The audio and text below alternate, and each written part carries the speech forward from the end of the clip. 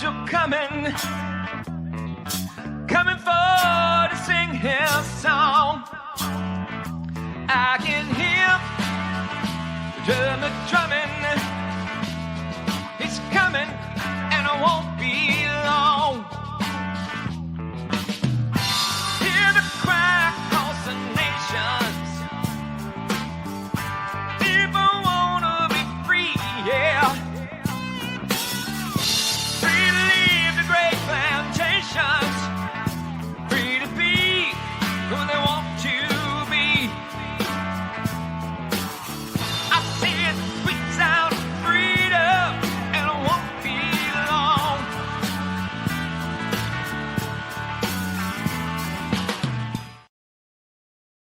Well, good morning, everybody. It's Everett with Ohio for Freedom, and welcome to the Ohio for Freedom podcast. It is the 22nd of July in the year of our Lord, 2021, and I'm coming to you live from Blackwall Studios. I want to begin by saying that what I'm going to discuss mostly today has to do with a really creepy person that the Canadian government hired. I don't mean that on a personal level. I think to know this individual, you might like them, but what they're all about, I find very, very creepy. But this is extremely, extremely relevant to Americans, So we're going to get into that in just a moment. But I want to revisit very, very quickly yesterday's topic, and I want to just kind of recap because I don't usually listen back, but I listened back and I thought, my gosh, you were like 18 minutes into your program before you really got to the meat of the matter. And the meat of the matter is this. On Monday, the 19th of July, Stu Peters interviewed Dr. David Martin.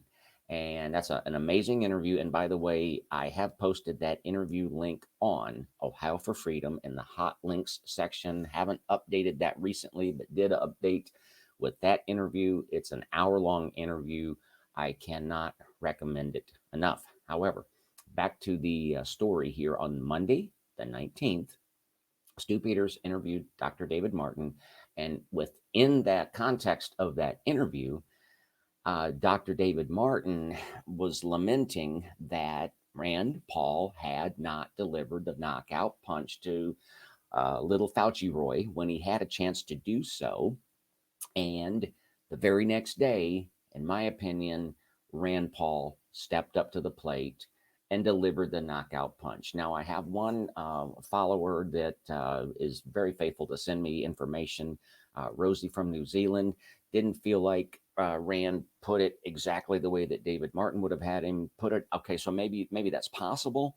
But here's the thing. He's following up with a criminal referral.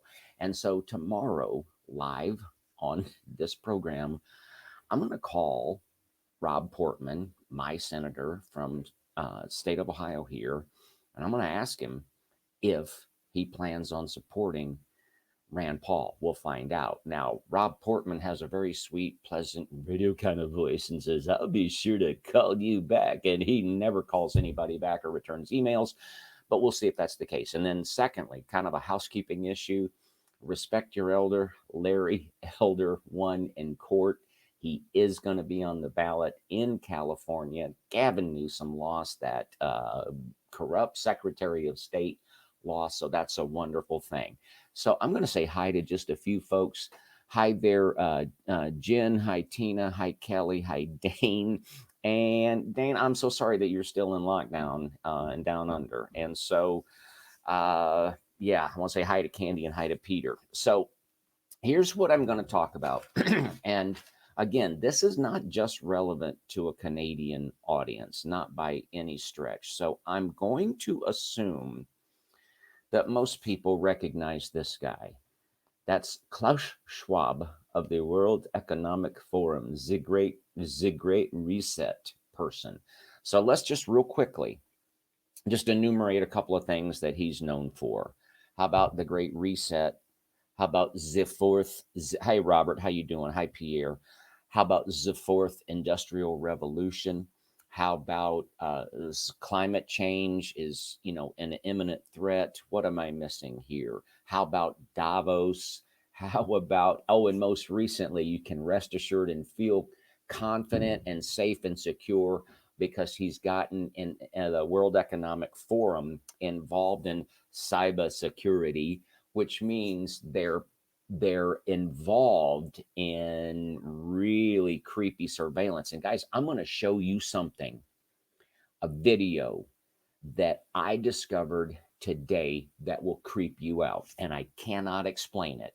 And it is related to the World Economic Forum. I want you to please hang in there for it. So I'm going to try to keep this rolling. So that's Klaus Schwab. Now, who am I talking about when I talk about an employee? This lady here, Crystal Van der Ilst. And I'll try to blow this up. I'll try, but a lot of people listen. I know that's what I do. But among her many her distinguished career, she is a member of the World Economic Forum's Global Strategic Foresight community. Now, if I misstated and am referring to her as an employee and it's just a position, well, bad on me. This is a very tight association with the World Economic Forum. And in 2019, she became head of your Policy Horizons.g. It's the Canadian government has a department, has a division, has something, and they've got a website, Policy Horizons Canada, and it's all about the future. Because see, ladies and gentlemen, us little normal people, we are incapable of making plans for the future. Just so you know, just give up, stop. You're not capable. You have to have the special people, the smart people, the connected people, the elite people. They're the only ones that can really foresee what's coming and hopefully carve out some kind of a happy existence for us little people. So I'm going to read just kind of, if we get time, I'm going to read one thing from their website. It's kind of like a futuristic scenario that's really creepy. I've shared it before, but I'll say this. I just went through, because I discovered this a couple weeks ago. I've shared this with this audience, and I wanted to, spend a little bit of time. Haven't spent that much time, but I wanted to just see what I've heard this lady say, or what we could find her saying somewhere. So I went through some video clips, and I don't know that I really found the smoking gun that she said this or that was like, oh my gosh. But maybe it was what she didn't say. And I'm going to give you an example with this right here. A great potential for inequality between people who are actually being gig workers on these type of platforms and the people who are working in the local economy still protected by the minimum wage regulations. The second game changer talks about reduction for demand for workers. Okay, that was it. And you may say, what was that? Now I want you to follow me on this. This is something that she didn't say. She's giving a talk. She's giving a talk on task-based work, because in their mind, they're talking about everything's automated. Your mind is automated, and you have brain implants, and you're connect. I mean, it gets kind of creepy, folks. But she's giving this lecture. She's given this lecture going point by point. And then what happens is this last point here, which it's too small for you to, but I'm going to read it to you. Canadian workers may find themselves disadvantaged by reputation systems operated outside of Canadian jurisdiction. So what is she talking about? Well, I think that one thing that she's talking about is, if I can find it right here, I'm going to bring this up again, bring that up again, and here we go. Is this what she's talking about? This is just an article about China's social credit score system. And it talks about that everybody has a score. Everybody has a score that's not just based on your financial performance, but it's based on your social media. It's based on who you know. It's based on who you are associated with And I don't know about you, but I find that very, very, very creepy. And I find it really weird that that's an item that she just glossed right over. Why did she do that? Is it because she's not supposed to talk about it?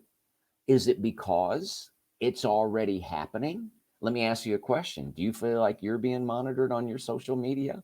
Do you feel like you've been shadow banned? Do you find yourself being careful of what you say for fear or just concern? I don't like to use the word fear, but for concern of how that will come. And so this KRISTEN van der Ilst, she's a very likable lady. I mean, she's at least feminine. She's not bull dykey. And I listened to one of her talks and she said she likes shoes. So she presents herself as a lady. And actually, that's kind of off-putting because you kind of want to like her. But folks, this is really, really creepy. But I want to show you something that is a lot creepier. And I will get to some comments in a moment. But now this one here, folks, I want you to follow this. This is, I'm going to play a little bit. I'm going to interrupt it, and here we go. Governance structures.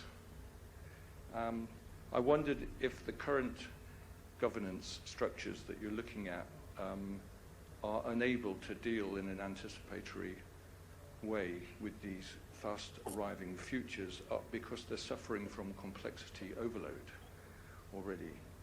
And if so, what kind of collapse events in governance you might have considered in your scenario work?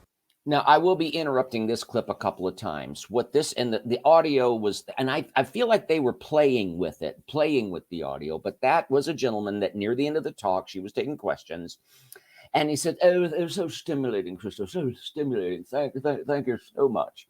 But he's talking about, will governance structures be up to the task of all these futuristic changes coming, and what kind of collapse events might be happening? And just look at her face right now.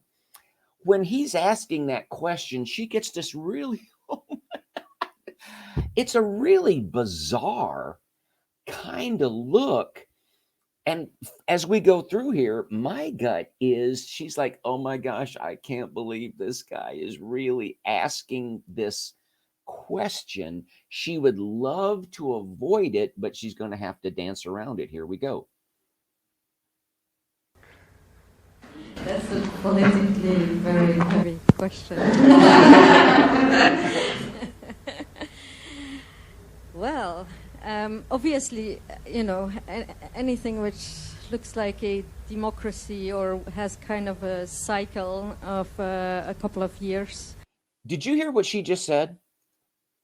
He's asking a question about what kind of collapse events might happen, and will governances, structures of governance be adequate to deal with those things? And she just said anything that looks like a democracy or a cycle that might last a couple of years. Is that the way you feel about democracy? I am going to back it up, and I want you to listen for her words. Looks like a democracy or has kind of a cycle of a couple of years.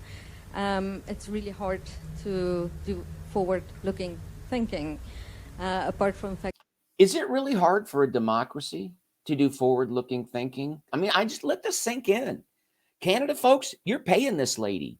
She is on your payroll.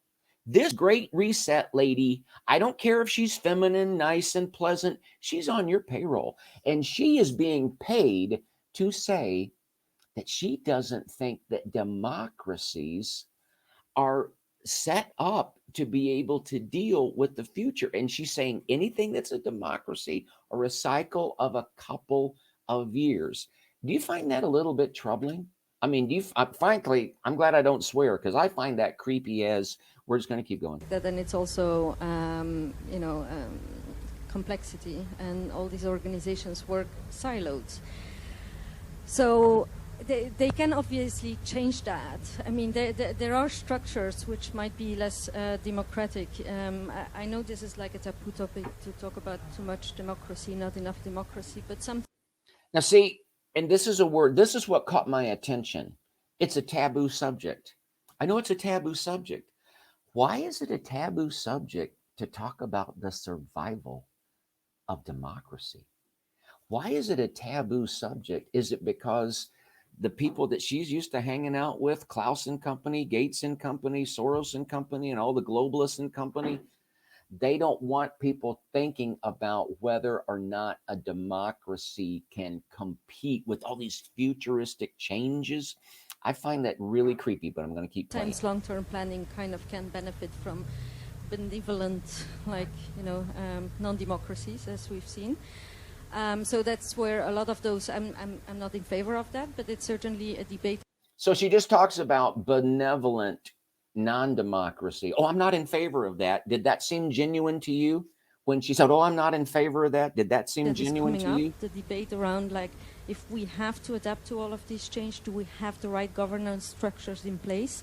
And how do we deal with this, like, big structures, democracy?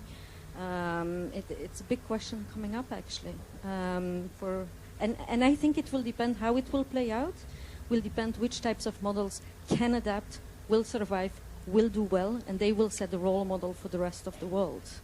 So if some of... So she's saying that the structures that can adapt, can survive, and play a role model for the rest of the world. Well, I got news for you, sweet cheeks. We the people ain't going nowhere. That's one thing you haven't planned on. All your little cute little futuristic people, there's no mention of God. I want to tell you something, sweet cheeks. Every knee shall bow, and every tongue confess that Jesus Christ is Lord, to the glory of God the Father. And your one world, it ain't going to happen while the church is here on the earth. You don't know anything about that, evidently, folks. Anyway, I said that, but it's true. Let me just keep playing. These more democratic big structures don't start to really well adapt, they might well go into decline to the level where some of them might then disappear, and that might set up kind of this rolling effect. I do believe in this idea that tensions get created, and at certain moments there's moments of truth, right? Yeah, she believes that in this idea that there's tensions that are created and then there's moments of truth, and it can set up a rolling effect. Well, folks, that's why the manufactured demic plan happened. Crisis moments and stuff like this. But I don't know. Let me know your thoughts on this lady here. And again, it's really off-putting because actually she's very likable. She's comes across very, very pleasant. But when you talk about democracy and compare it to a short little cycle, and then you say what's kind of taboo that we talk about whether it will survive or not, and see who else thinks this way. Well, I'll show you who else thinks this way if I can find the article here. Come on. Perhaps I didn't save that adequately, but I'm just going to, here we go. Okay, this is, let me see if I've got this shared to the screen properly, guys. I'm going to share this. Come on. All right. I want to share this. This is just an article, but this is Joe Biden. And he and others, autocrats, think that democracy can't compete in the 21st century with autocracies. So there are several stories where Biden was talking about that. Now he's talking about how he's going to stand up strong to China. Yeah, you're in bed with them. They'd made you a very, very rich man. So now you're going to stand up and yeah, exactly, Joe. But the point is that he's expressing this idea that China believes and that Xi Jinping believes that only autocracies, only dictatorships have the ability, because they can move so fast and they're so agile and they can make decisions. Yeah, they can make decisions like, there's a pandemic beginning, and they can lock, hundreds of thousands of people in their houses and let them die. Yeah, they can move real fast when they need to. But this idea that autocracies can move quick enough to deal with all these changes that we have to adapt, and democracies just move so slow. And that's why those that are pretending to be democratic, like the foe in chief, like the pretend helper in chief, want to make what is supposed to be a democracy as autocratic as possible. Do you see where I'm going with this? Well, who else thinks this way? And I will show you who else thinks this way. and see if you recognize this guy. Trudeau's meeting last week with a group of Toronto women was an example. Even with Sun TV watching for any slip, he was asked which country he most admired and referred to China. There's a level of admiration I actually have for China,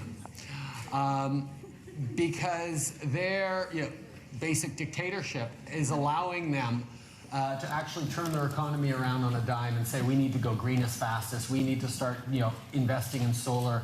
I mean, there is a flexibility that I know Stephen Harper must dream about, of having a dictatorship that he could do everything he wanted, that I find quite interesting. I found it a bit silly for Justin I'm Trudeau going to let say this that, play because I want you to what he hear this admired the most Chinese was a dictatorship. this Frankly, Chinese I've always lady been at the rather end of fond this of clip. democracies. A Canadian politician said, "Oh, I look for China. I'm admire of the basic dictatorship in China." That is not only shocking, that is a shame.